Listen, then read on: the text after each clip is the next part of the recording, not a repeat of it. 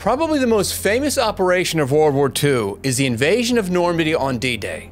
It has been the subject of blockbuster films such as Saving Private Ryan and The Longest Day, and the details of that day and the days and weeks that followed have been the subject of countless books and documentaries. But as famous and well known as that day is, there are many aspects of it that aren't so well known.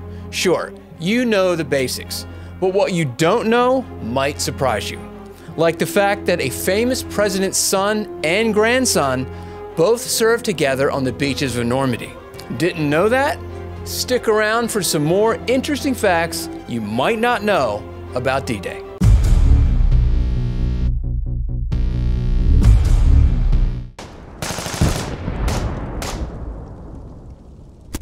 What does the term D-Day stand for? According to the folks at the World War II Museum in New Orleans, this is the #1 question people ask about the invasion.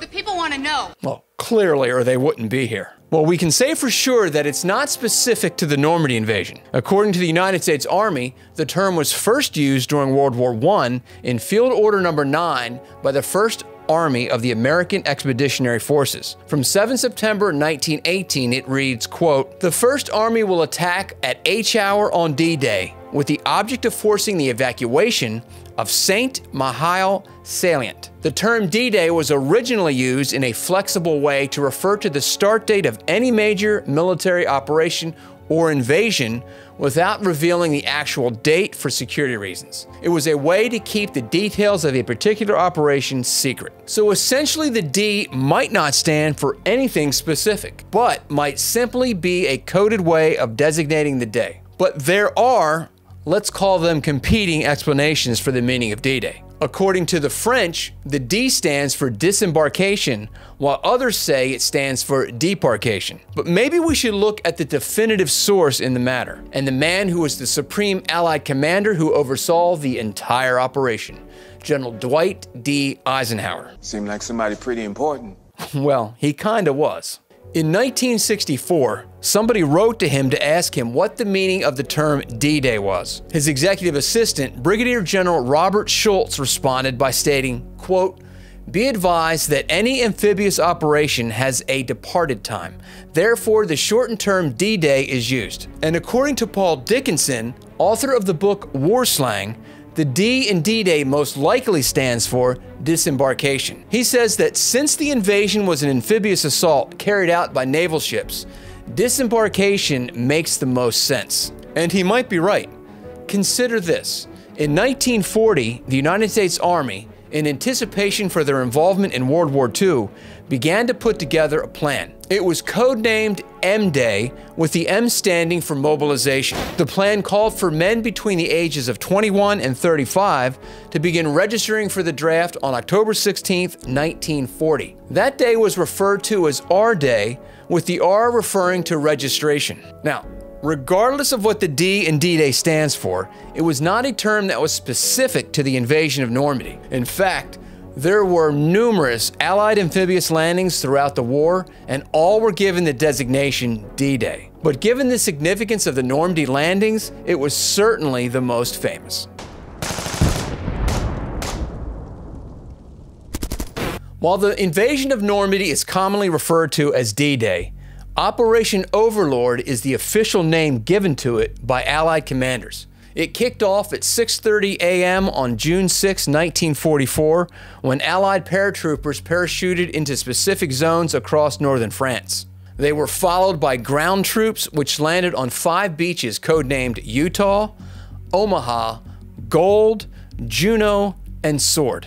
The success of the invasion was critical, as it allowed the Allies to establish a foothold along the French coast, which in turn allowed them to begin the liberation of Europe. And failure would have resulted in a catastrophic setback for the Allied forces in World War II, potentially prolonging the conflict and altering the course of history. Well, that would be bad. Yes, it would have been. Not only was the D-Day invasion a huge undertaking, it was the largest naval, air, and land operation in history. Extensive planning for Overlord began in 1943 under the leadership of Lieutenant General Frederick Morgan, and it involved coordination between American, British, and Canadian military forces. The invasion was conducted in two main phases: an airborne assault of over 23,000 Allied paratroopers shortly after midnight, followed by amphibious landings on the 5 designated beaches. In all, it involved over 150,000 troops from the United States, Britain, Canada, and other Allied nations. Over 5,000 ships and landing craft were involved in transporting troops and equipment across the English Channel.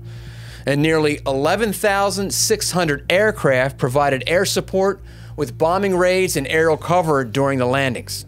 Deception operations like Operation Fortitude were used to mislead the Germans about the timing and location of the invasion. And by the end of June 1944, over 850,000 troops and 150,000 vehicles had landed as reinforcements for the Normandy beachhead. While achieving their objectives, the Allies suffered over 10,000 casualties on D-Day, with the highest number at Omaha Beach. As we mentioned earlier, if the invasion of Normandy had failed, it would have been catastrophic. Here are some likely consequences. With over 150,000 troops committed to the invasion, a failed D-Day would have resulted in tens of thousands of casualties, captured soldiers, and the loss of a staggering amount of military hardware and ships.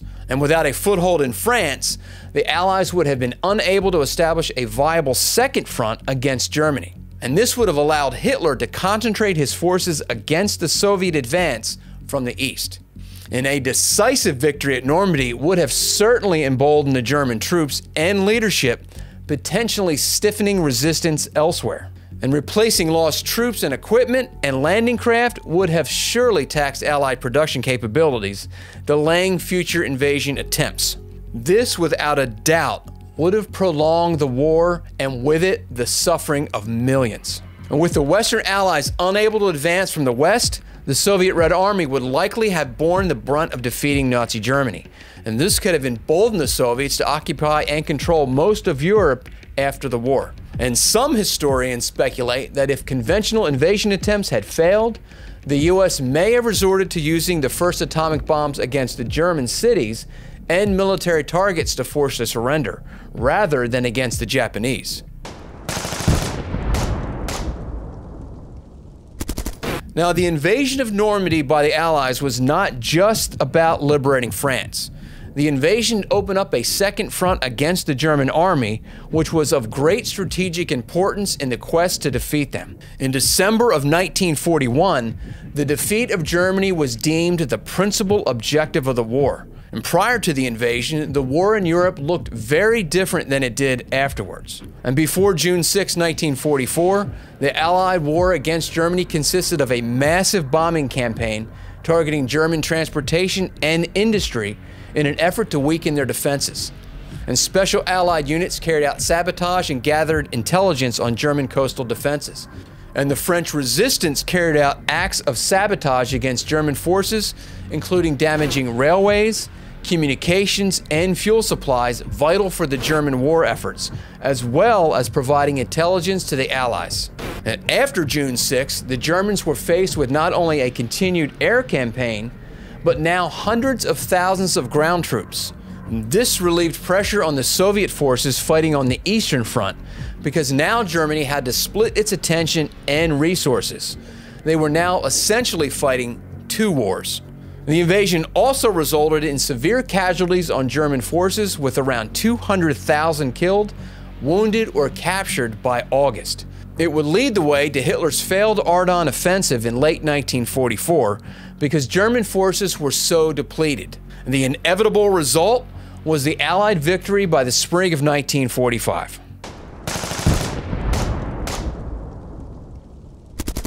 The invasion of Normandy was not planned overnight. Seemed obvious, but okay. Yes, it does. Preliminary plans for an invasion of Europe began soon after the fall of Dunkirk in 1940. But it wasn't until the Turin Conference kicked off on 28 November 1943 that detailed planning for Operation Overlord began in earnest. The conference was attended by the Allied Big Three: Soviet leader Joseph Stalin, British Prime Minister Winston Churchill, and U.S. President Franklin Delano Roosevelt. The Western Allies, the U.S. and Britain, committed to opening a second front against Germany by launching a cross-channel invasion of Nazi-occupied France by May of 1944. It would be codenamed Operation Overlord. In exchange, Stalin agreed to support this invasion by mounting a major Soviet offensive on the Eastern Front to divert German forces. And many key figures were involved in the planning. They include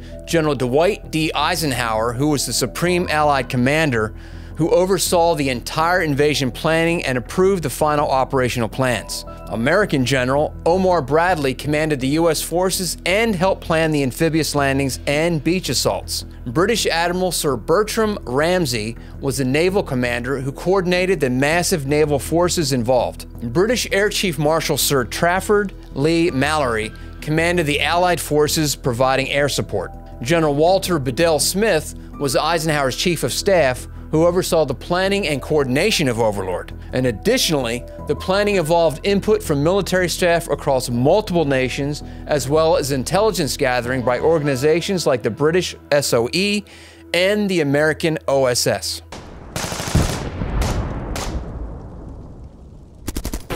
Now, deception is a key element in any good military strategy, and the D-Day invasion was no different.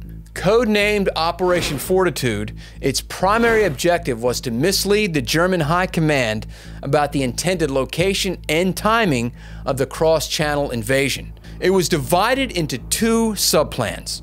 Fortitude North was aimed to convince the Germans that an invasion of Norway was being prepared, tying down German forces there.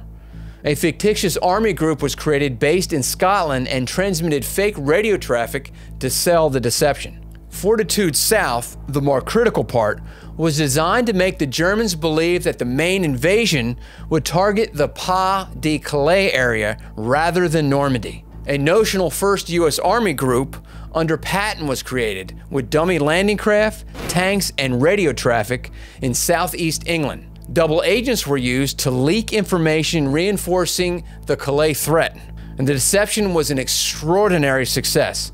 Even after the Normandy landings on D-Day, Hitler remained convinced that the real invasion was yet to come.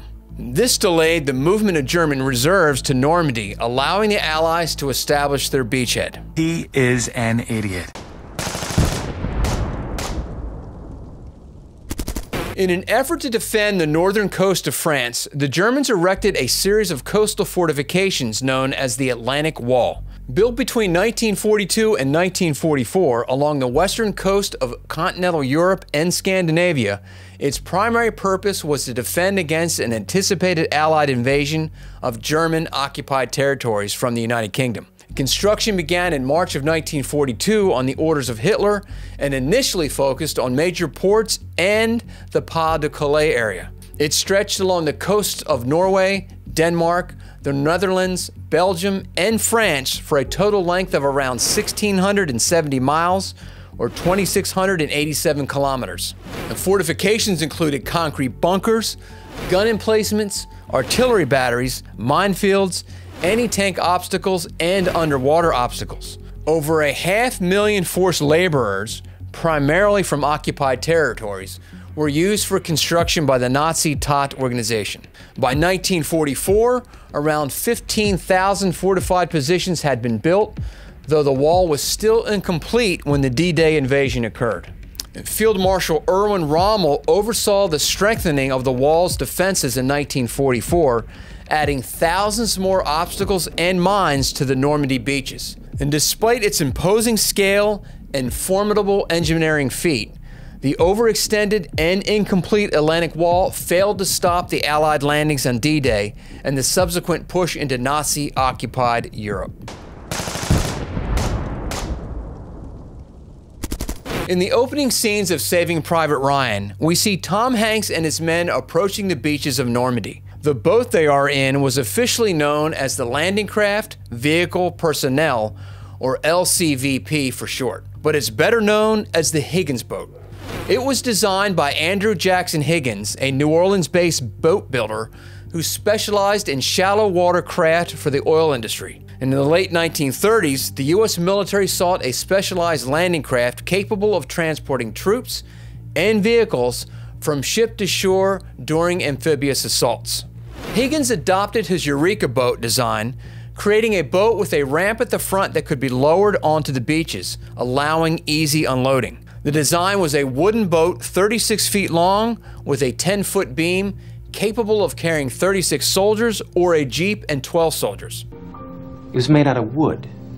Yeah, you heard that right. The Higgins boats were made out of wood. Although the Navy was not initially sold on the design, Higgins was able to eventually convince them and was awarded a major contract. Over 23,000 Higgins boats were produced during World War II at his New Orleans shipyards, which employed over 25,000 workers. The boat's shallow draft and deployable ramps allowed troops to be disembarked onto the beaches, which eliminated the need for ports. So successful were those Higgins boats that General Eisenhower credited them with winning the war, saying that the Normandy landings would not have been possible without the innovative craft.